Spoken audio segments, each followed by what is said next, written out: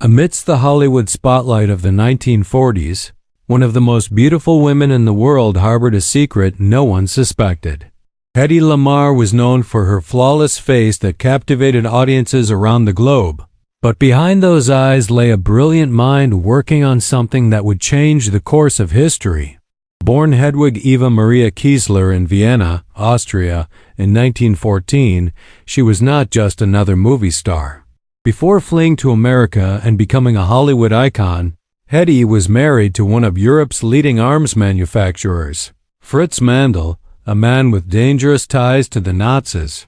During endless dinners with German and Italian officers, she listened intently as they discussed military technology, torpedoes, and communication systems. That young Austrian woman was absorbing every technical detail, memorizing every conversation. When she finally escaped that suffocating marriage, fleeing disguised as a maid, Hedy took with her not only her beauty, but also precious knowledge about the weaknesses of Axis military technology. In Hollywood, while filming classics like Algiers and Samson and Delilah, her restless mind continued to work. She knew that the radio-guided torpedoes used by the Allies had a fatal flaw. The control signal could be easily detected and blocked by the Germans, rendering the weapons useless. It was on a night in 1940, during a party at her mansion, that fate brought her into contact with George Antheil, an avant-garde composer and amateur inventor. Between glasses of champagne, Hedy began to discuss her revolutionary idea. What if, instead of using a single radio frequency to guide the torpedoes, they could rapidly jump between different frequencies in a synchronized manner? The Germans would never be able to block all the frequencies at once. Antheil was fascinated. He had experience with synchronization systems of his time, creating experimental music with multiple mechanical pianos. Together, they began working secretly, transforming Hedy's dining room into a makeshift laboratory. While the world saw her only as a pretty face on the movie screen, she was developing what would be called frequency-hopping spread spectrum. The idea was brilliant in its simplicity. Both the transmitter on the ship and the receiver in the torpedo would have rolls of perforated paper, similar to those used in player pianos, which would change the transmission frequencies in perfect synchronicity. It was as if they were playing an invisible symphony that only they could hear. The Germans could try to block a frequency, but before they could, the signal would have already jumped to another. In August of 1941, Hedy Lamarr and George Antheil submitted patent number 2,292,387. They did not ask for money for their invention. Instead, they offered it free of charge to the American war effort. It was their gift to help defeat Hitler and protect the lives of Allied sailors facing the terrible German submarines in the Atlantic. But reality was cruel. The United States Navy looked at that glamorous actress and her composer partner and didn't take the invention seriously. They shelved the patent, deeming it too complex to implement in torpedoes. They told Hedy she would be more useful selling war bonds using her beauty than trying to contribute scientific ideas. The rejection was devastating, but she continued her patriotic work, helping to raise millions of dollars in war campaigns. The technology lay forgotten in dusty archives until the 1960s, when the Navy finally unearthed it during the Cuban Missile Crisis. They realized that this crazy idea from a Hollywood actress was exactly what they needed. They implemented the system in torpedoes and military vessels, and it worked perfectly. But Hedy's patent had already expired, and she never received a penny for her invention. What Hedy and George created in that Hollywood dining room went far beyond torpedoes. The principle of frequency hopping became the fundamental basis of modern communications.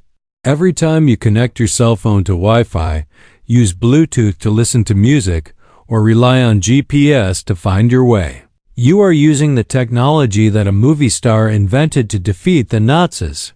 For decades, Hedy lived in obscurity, forgotten for her scientific contributions, remembered only for her beauty and her films. She endured 6 failed marriages, battles with addiction, and the cruel aging process under the relentless spotlight of Hollywood. She became reclusive, refusing to be photographed or seen in public. The woman once called the most beautiful in the world hid from the gaze that once adored her. It wasn't until 1997, a few years before her death, that Hedy Lamarr finally received the recognition she deserved. She was honored with the Pioneer Award by the Electronic Frontier Foundation. When they called to give her the news, the elderly Hedy, then 82 years old and living alone, replied with the phrase that summed up her entire life of being underestimated. "It's about time."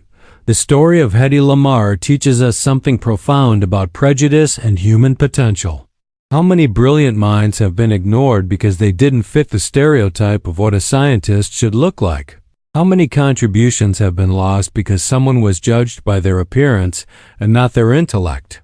Hedy proved that a person can be many things at once: beautiful and brilliant, an artist and inventor, a sex symbol, and a scientific genius. She not only fooled Hitler's Navy with technology they couldn't comprehend or block, but she fooled the entire world about who she really was. Behind the mask of glamour was a refugee who escaped Nazism, a self-taught engineer, a patriot who offered her genius to save lives, and a visionary who saw the future of communications decades before anyone else. Hedy Lamarr died in January 2000, but her legacy lives on in every wireless device we use, in every signal that travels through the air around us. The movie star Hollywood never took seriously ended up inventing the future. And in this poetic irony lies an eternal truth. Never underestimate someone based solely on what you see on the surface, because true genius often hides where we least expect to find it. The years Hedy spent married to Fritz Mandl were fundamental in shaping the inventor she would become. Mandl was not just an ordinary arms manufacturer. He controlled the third largest munitions company in Austria and maintained close ties with Mussolini and representatives of the Nazi regime. He was a control freak who forbade Hedy from going out alone, from acting, from having a life of her own. But he made a crucial mistake. He underestimated her intelligence. During the lavish dinners at her mansion, while serving as the beautiful, silent hostess, Hedy was doing something no one noticed. She memorized every technical conversation, every discussion about missile guidance systems, every debate about radio frequencies and signal interference. German and Italian military officers spoke freely in front of her, convinced that this beautiful young actress understood nothing of what they were saying. They were terribly mistaken. Hedy had briefly studied engineering at university before her film career took off. She had a mind naturally inclined toward mathematics and mechanical systems. While Mandl kept her prisoner in his gilded cage, she was building a mental library of military secrets that she would later use against the Nazis themselves. The irony was delicious. The man who sold weapons to Hitler was inadvertently training the woman who would help defeat him. Her escape from Mandl in 1937 was worthy of a spy film. She meticulously planned every detail.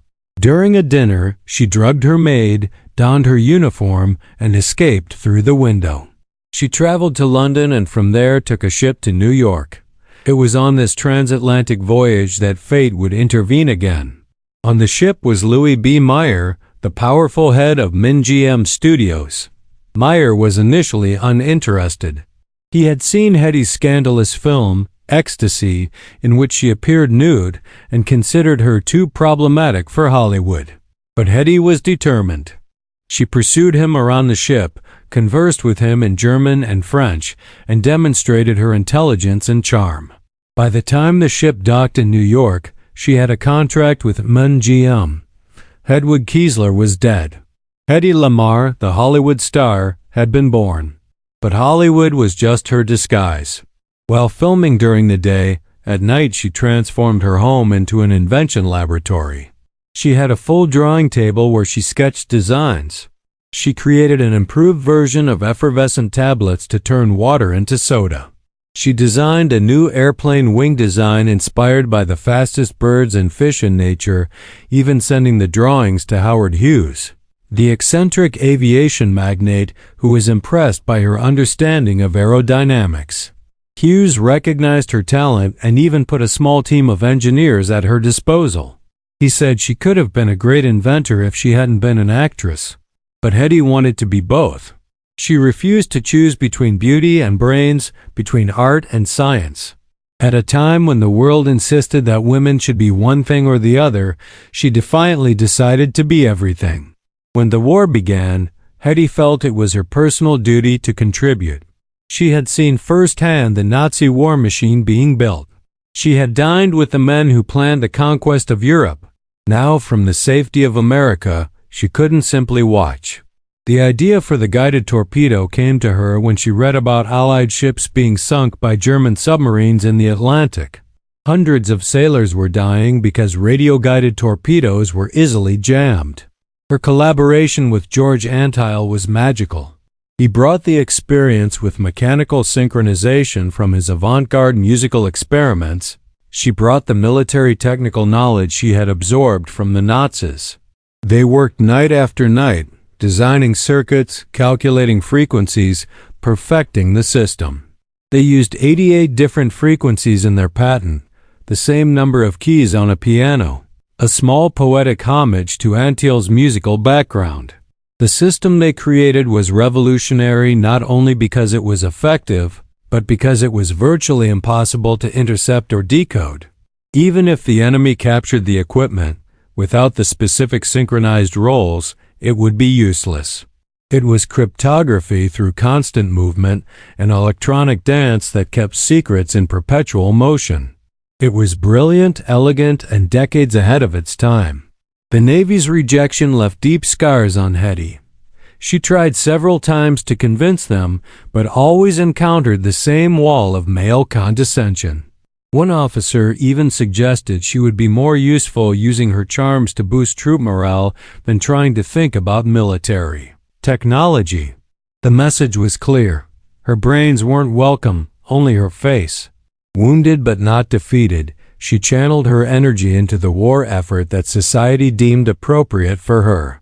She sold war bonds, visited military hospitals, and raised millions of dollars. But the technology was there, waiting in the shadows. During the Cold War, as tensions with the Soviet Union escalated, military engineers searching for secure communication systems finally rediscovered Hetty's patent. They tested, refined, and implemented it. It worked magnificently. The frequency hopping system became standard in secure military communications. It was used in covert operations, on nuclear submarines, in missile systems. The technology that Hollywood had ridiculed became the backbone of American defense. In the following years, the civilian application of the technology exploded. Engineers at Qualcomm, Ericsson, Nokia, and other telecommunications companies built upon the foundations Hetty had laid. The CDM, a technology that enabled the cellular phone revolution, was a direct descendant of spread spectrum. Wi-Fi, Bluetooth, military, and civilian GPS systems all owed their existence to the principle a Hollywood actress had invented to sink Nazi submarines. Meanwhile, Hetty herself was grappling with her own personal demons. Her marriages continued to fail, each ending in disillusionment. She had 3 children, but later admitted that she wasn't the mother she wanted to be, too consumed by her own internal battles. Hollywood, which had glorified her beauty, turned cruel when that beauty began to fade. She resorted to disastrous plastic surgeries that left her face deformed. The woman once considered the most beautiful in the world could no longer recognize herself in the mirror. She became reclusive in her later years, living alone in Miami, refusing to be seen or photographed. She only communicated by telephone. She suffered from depression and anxiety, aggravated by the feeling that the world had used and discarded her. Hollywood had sucked her youth and beauty dry and then thrown her away. The Army had used her invention but never gave her credit or compensation. She felt, rightly so, deeply betrayed. The belated recognition in the 90s was bittersweet. On the one hand, she was finally receiving credit for her genius. On the other, where was that recognition when she needed it, when she was still struggling to be taken seriously, when she still had a career to build? The Electronic Frontier Foundation's Pioneer Award in 1997 was the first of many. Technology companies began to recognize her contribution. But Hedy was old, ill, and isolated. When she died in January 2000, at the age of 85, the obituaries finally told the full story. It wasn't just the movie star who had passed away, but the inventor whose work had shaped the modern world. Her sons scattered her ashes in her beloved Vienna, the city she had left fleeing the Nazis so many decades before. The circle was complete. Today, when you make a cell phone call, you're using technology Hedy invented. When you connect to Wi-Fi, you're honoring her legacy. When you use GPS to find your way, you're following trails she helped create. Billions of people around the world use her invention every day without knowing her name. It's a cruel irony that the woman who changed global communications spent her final years in isolation, refusing to communicate with the world that had judged her so harshly. The tech industry now celebrates her. Inventors' Day is celebrated in several countries on her birthday. There are awards and honors named after her. Tech companies tell her story as an example of improbable innovation. But these posthumous tributes don't bring back the years she spent unrecognized, don't compensate for the opportunities denied to her, and don't erase the pain of being reduced to mere appearance when she had so much more to offer. The story of Hedy Lamarr is a constant reminder of how much talent humanity wastes due to prejudice. How many other Hedys have existed and still exist, whose ideas are ignored because they don't fit the expected mold of a genius? How many contributions do we miss because we judge people by the color of their skin, their gender, their appearance, their origin, instead of by the content of their ideas? She proved that genius doesn't have a predetermined face.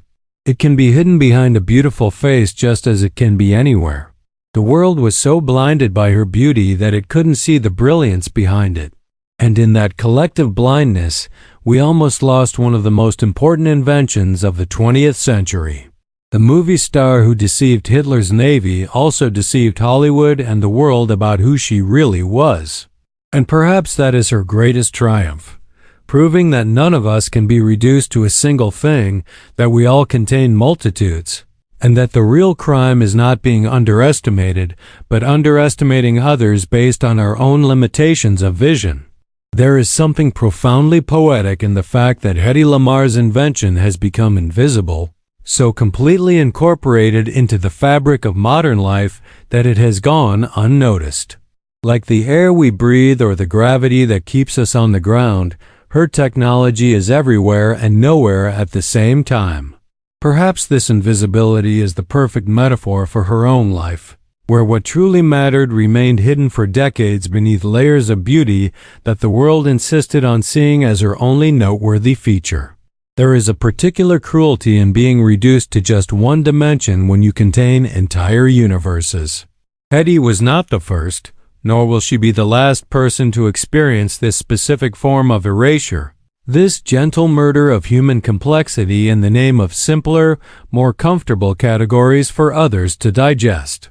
The world wanted her to be a movie star and nothing more, because accepting that she was also a brilliant scientist would force everyone to re-examine their assumptions about who can be what, about where genius can reside, about the limitations they impose on others based on their own unexamined biases. What makes her story even more poignant is that she never asked to choose. It wasn't Hedy who said that beauty and intelligence were mutually exclusive, that art and science couldn't coexist in the same person, that a woman should be ornamental or functional, but never both. These were the limitations that others tried to impose on her, invisible cages as effective as the physical walls of Mandel's mansion.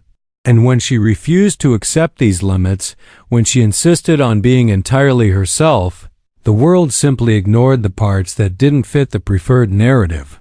Consider the bitter irony of spending her final years alone, refusing to communicate with a world that now communicates through the technology you created. It's as if Hetty had built bridges for all of humanity to cross and then found herself alone on the shore, watching everyone pass by without recognizing her. Every phone call she didn't make, every connection she avoided, traveled through radio waves that jumped between frequencies exactly as she had imagined that night in 1940. History has taught us to look for heroes in expected places, people who resemble what we imagine greatness should look like. Generals in uniforms laden with medals, scientists in white lab coats with disheveled hair, inventors in dusty garages surrounded by tools. We weren't trained to look for genius in haute couture gowns at Hollywood parties, to find scientific revolution in elegant dining rooms among crystal glasses. And so, when she appeared, when she offered her gift to the world yawned and told her to go back to where she belonged, to the stages and screens where her beauty could be properly appreciated and her mind properly ignored. For generations, inventors, engineers, and scientists, they have built their careers on the foundations Hetty laid, many without even knowing her name. Every advance in wireless communication, every new application of spread spectrum, every innovation that allows billions of people to connect instantly across the planet, carries in its genetic code those nights when a Hollywood actress and an avant-garde composer scribbled diagrams and debated frequencies. She is the forgotten grandmother of the entire digital age, the unrecognized matriarch of the communications revolution. But perhaps Hetty's most important legacy is not technological, but human. Her life is a mirror reflecting back to us our own failures to see people completely. Every time her story is told, every time someone discovers that the glamorous movie star was also a brilliant inventor, there is a moment of bewilderment, a small crack in the certainties about how the world works. And in those cracks, perhaps, we can begin to question all the other times we looked at someone and saw only what we expected to see, only what we felt comfortable seeing, only what wouldn't force us to reconsider our own limitations. How many conversations did she have in her life where the other person just waited their turn to speak, without really listening, because they had already decided who Hetty was based on her face? How many ideas did she keep to herself after being rejected by the Navy, knowing it would be pointless to share them? How many inventions died on her drawing board because she learned the lesson that the world wasn't interested in her mind? These are the invisible losses, the hidden costs of prejudice, that we can never fully quantify.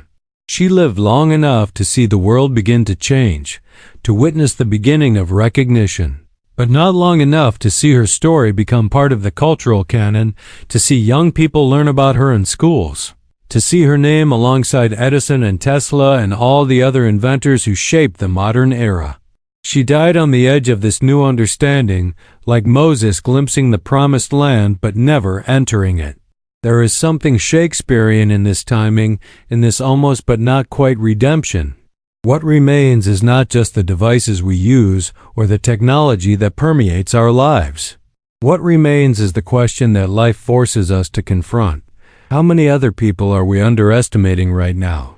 How many Hettys are all around us, brimming with brilliant ideas and unrealized potential, whom we ignore because they don't look or act the way we think genius should? The world doesn't just need more Hettys.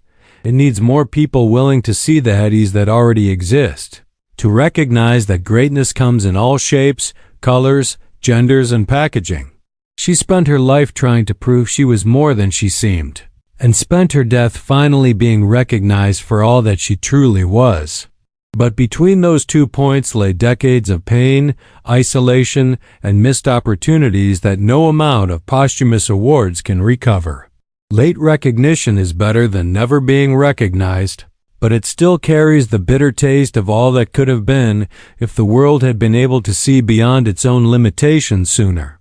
Today, when your phone signal jumps between frequencies thousands of times per second, when your data dances across the electromagnetic spectrum in patterns that change so rapidly they are impossible to intercept, You are witnessing the waltz that Hedy Lamarr choreographed more than 80 years ago.